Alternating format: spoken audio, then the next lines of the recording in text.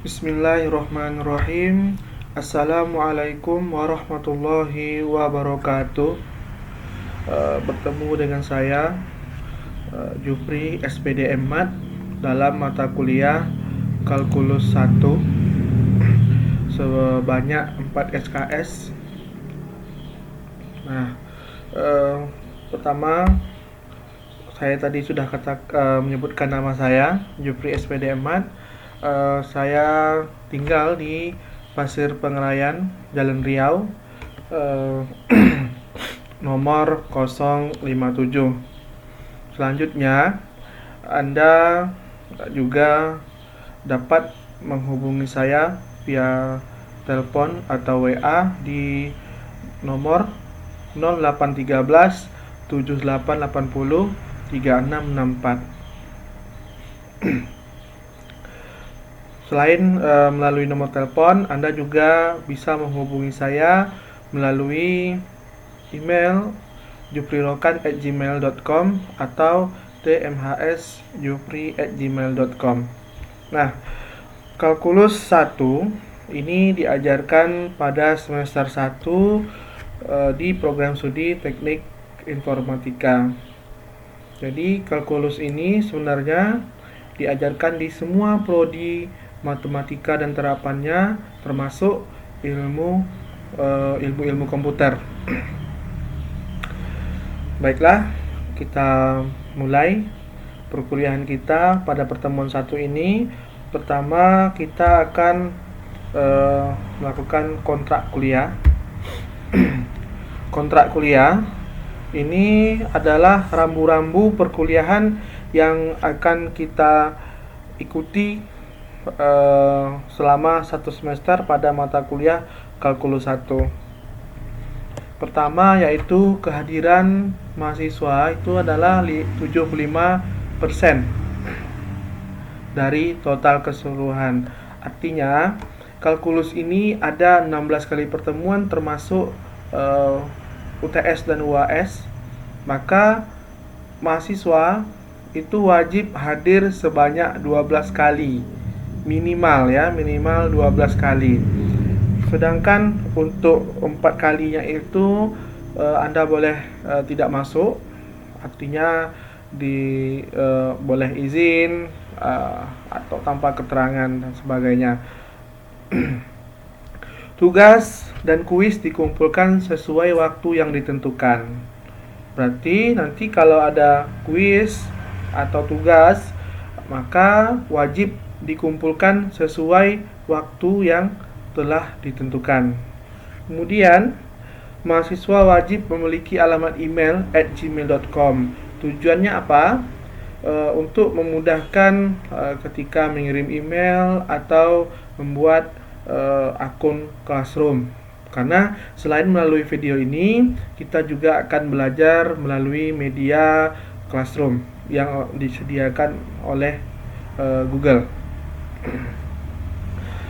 Nama pada mahasiswa adalah nama asli, bukan nama samaran. Jadi tulislah atau alamat email Anda ini wajib itu harus menggunakan nama yang sebenarnya, bukan nama samaran atau mungkin nama panggilan. Nilai akhir dihitung atau diambil dari kehadiran 10%, kuis 10%, tugas 20%, UTS 30%, dan UAS itu adalah 30%. Artinya nilai akhir Anda nanti itu ditentukan oleh kehadiran. Misalkan Anda hadir 16 kali pertemuan, berarti itu adalah 100 nilainya ya. Berarti diambil 10%, berarti 10. Kemudian kuis diambil 10%. Tugasnya 20%, UTS-nya 30%, dan UAS-nya 30%. Maka dijumlahkan. Nah, setelah dijumlahkan, itulah nilai akhir Anda. Nah, setelah dapat nilai akhir, tentu nanti akan ditentukan apakah nilainya itu pada rank A, A minus atau A min, B plus, B dan seterusnya. Tentu mengikuti panduan yang telah tertera pada slide ini. Ini adalah aturan yang dipakai oleh UPP.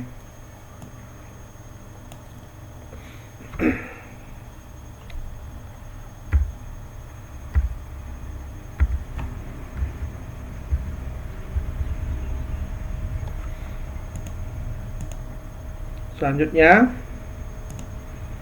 nah, apa-apa saja yang akan kita pelajari selama satu semester pada mata kuliah kalkulus 1? Pertama, kita akan belajar tentang bilangan real, pertidaksamaan, kemudian fungsi. Selanjutnya, limit dan kekontinuan, turunan, aplikasi turunan. Nah, itulah tadi materi-materi yang akan kita bahas selama satu semester. Kemudian referensi atau buku yang kita gunakan pertama adalah kalkulus karangan Dale Verbeek, Edwin Purcell dan Steve Rigdon, tahun 2007 edisi 9. Kemudian ada James Stewart, buku kalkulus karangan James Stewart. Kemudian karangan Anton tahun 2012 dan Thomas tahun 2005. Ini silahkan Anda download saja gratis. Jadi tapi ini bukunya ini dia berbahasa Inggris. Nah, bagi yang mungkin jago berbahasa Inggris, ya silahkan. Kalau belum jago, mungkin bisa lebih giat lagi belajar. Nah, untuk yang berbahasa Indonesia ada. Nah, silakan nanti ke perpustakaan kampus, ya. Di sana ada kalkulus karangan Purcell ini dan kalkulus karangan James Stewart ini yang sudah diterjemahkan di perpustakaan. Nah, Anda juga boleh beli di toko-toko buku, baik itu yang tidak online ataupun yang online. Silakan dicari, ya. Silakan, wajib punya. Minimal nanti Anda download saja yang berbahasa Inggris atau nanti saya share di classroom-nya. Nah, sampai di sini ada pertanyaan? Jika ada, silakan nanti di WA atau di WA atau di kontak saya via email atau WA, ya. Nah, kita lanjutkan setelah tadi ada sesi perkenalan, kemudian kontrak kuliah, silabus, dan referensi. Maka selanjutnya kita akan mulai langsung masuk ke materi. Kenapa harus masuk ke materi? Karena kalau hanya untuk perkenalan dan silabus itu sebenarnya tidak butuh waktu lama. Namun demikian juga karena materi kalkulus ini sangat banyak, ya, maka pada pertemuan pertama itu kita sudah masuk materi.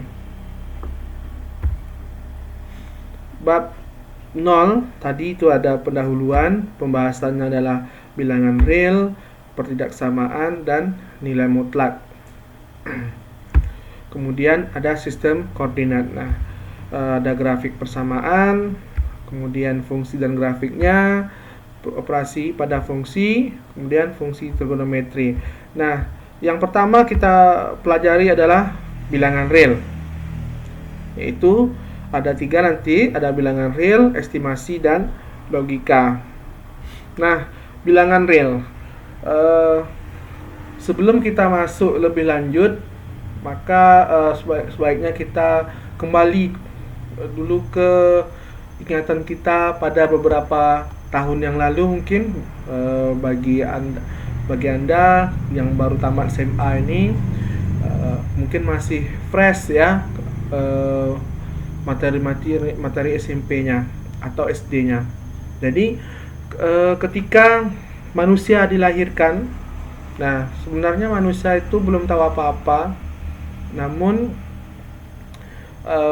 karena rasa ingin tahu manusia itu, maka akhirnya perkembangan teknologi atau ilmu pengetahuan, ya seperti yang kita lihat pada saat ini. Ketika orang tua kita mengajarkan kepada anaknya, coba berhitung, ya, berhitung, mengajarkan anaknya berhitung itu biasanya mulai dari 1, 2, 3 dan seterusnya. Tidak pula dikatakan atau diajarkan kepada anaknya untuk menghitung dari 0. Nah, bilangan 1, 2, 3 dan seterusnya ini dari mana asalnya? Kita tidak pernah tahu ya. Ini sudah muncul ketika manusia itu bisa membaca, menulis dan berhitung. Langsung menghitung dari 1, 2, 3 dan seterusnya. Tentu sesuai dengan bahasa dan budaya masing-masing. Nah, bilangan 1, 2, 3 dan seterusnya ini disebut dengan bilangan asli ya, atau himpunan bilangan asli. Nah, selanjutnya manusia terus belajar sehingga berkembanglah suatu bilangan. Nah, misalkan dalam penomoran ya, 01, 02, 03. Nah, di sana sudah memasukkan bilangan 0.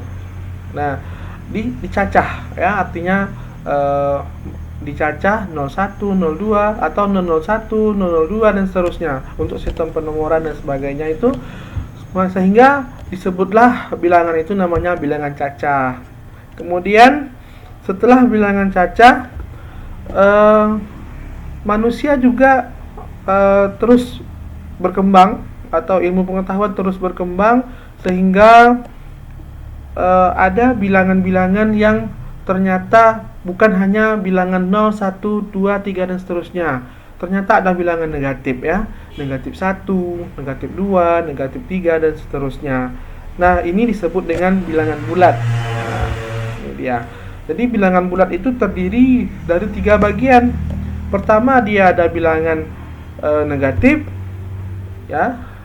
Negatif itu negatif 1, negatif 2, negatif 3 dan seterusnya. Yang artinya semakin ke kiri dia semakin kecil. Kemudian ada bilangan 0 atau netral ya, tidak negatif, tidak positif. Selanjutnya ada bilangan positif, yaitu 1, 2, 3 dan seterusnya. Yang semakin ke kanan, ya, semakin ke kanan dia semakin besar nilainya.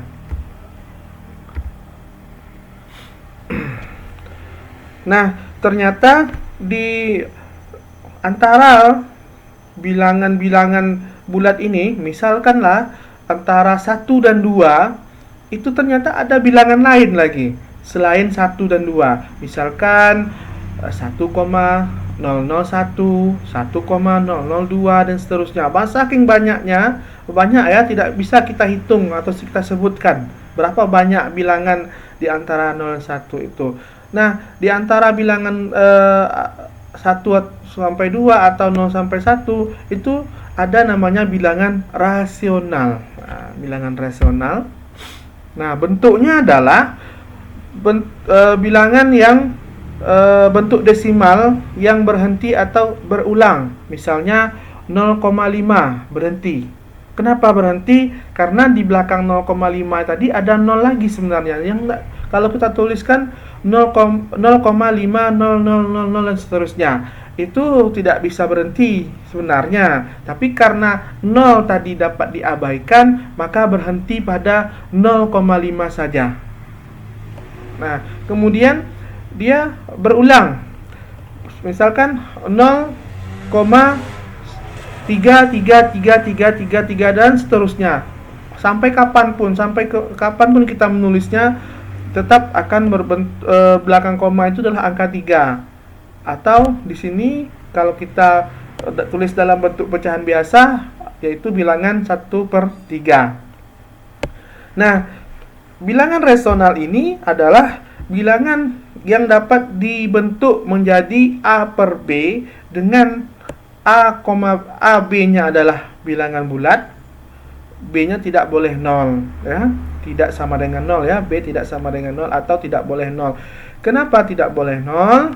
Nah, di sini saya tegaskan bahwa tidak boleh membagi suatu bilangan dengan bilangan 0.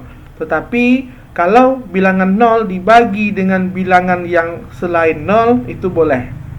Ya. Misalkan 1 per 0, 2 per 0 itu tidak boleh. Tapi kalau 0 per 1, 0 per 2 itu nilainya tetap 0. Kemudian di antara sela-sela bilangan rasional itu ada namanya bilangan irasional. Nah, bentuk desimal yang tak berhenti dan tak berulang itu disebut dengan bilangan irasional. Ya. Misalkan akar 2 sama dengan 1,41, 42, 13, 56, 23 dan seterusnya. Dia tidak berhenti dan tak berulang. Kemudian misalkan nilai pi, ya, nilai pi itu adalah 3,1415926535 dan seterusnya. Ini juga sangat panjang sekali, tidak berulang. Jadi saya ulangi lagi, bilangan irasional itu adalah bentuk desimal yang tak berhenti dan tak berulang. Misalnya tadi itu ada akar 2 dan pi, ya.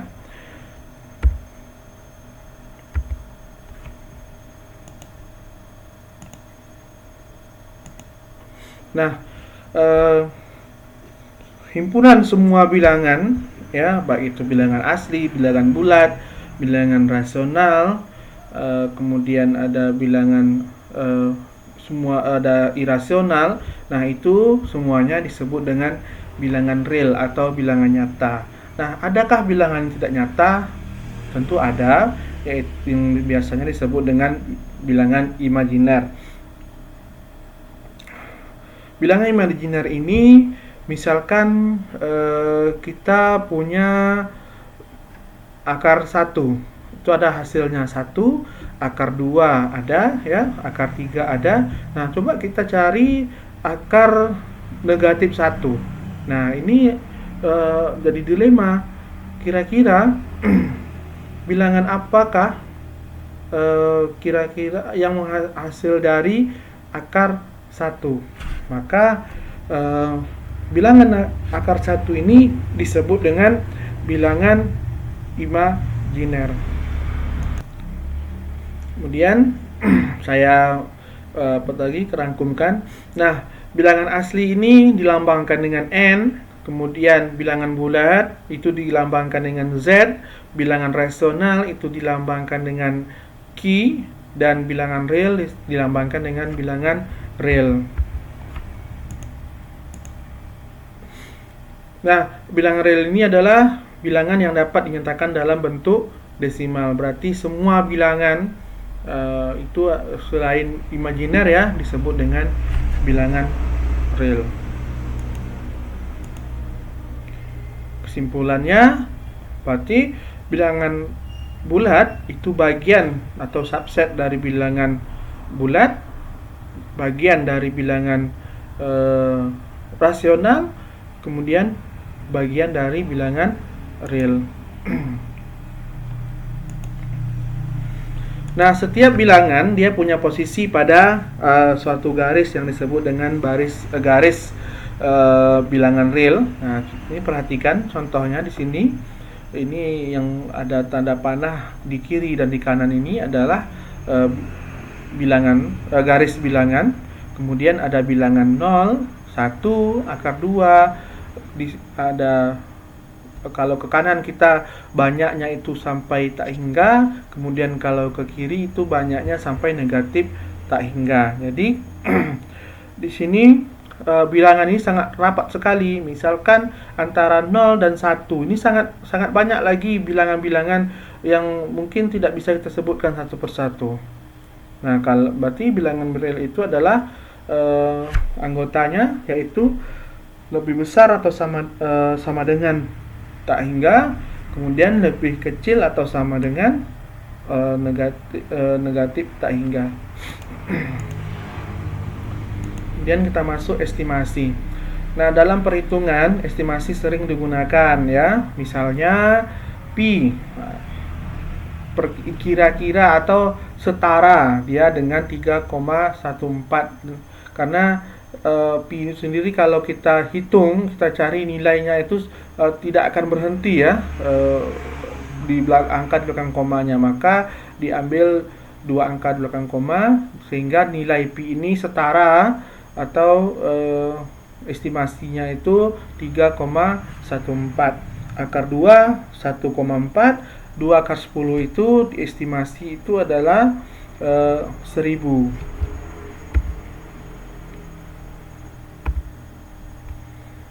Kita masuk ke logika. Dalam berargumentasi, kita sering menggunakan kalimat jika sesuatu, maka sesuatu. Nah, ingat tabel kebenaran dari jika P maka Q. Ini implikasi ya. Jika P maka Q. Bacanya jika P maka Q ya.